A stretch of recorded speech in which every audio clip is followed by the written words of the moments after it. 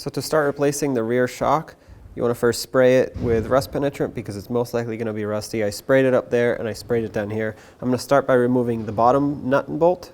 Okay, so hold your nut with a 21mm wrench, and I'm going to remove the bolt with a 21mm socket.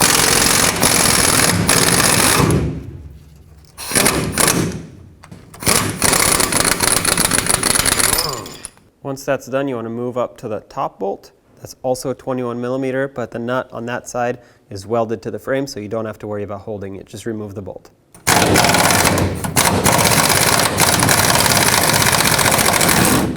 Now you can remove this bolt completely, pull your old shock out, and here it is.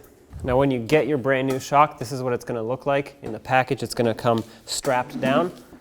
You want to put it on a sturdy floor, press it down, remove the strap quickly, let it self-expand, and then you want to press it down and then let it expand again 3 to 5 times. And what that does is it mixes in all the oils that are in it. Now you can get ready to install your new shock. Line up the top mounting area and start in your bolt.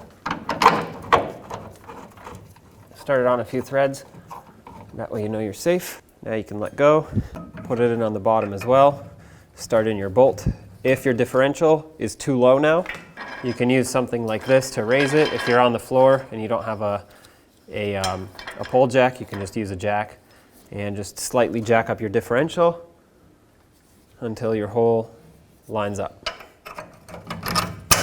Start on your nut. Snug up both the bottom and the top bolts, then we're going to torque them both to 85 foot-pounds.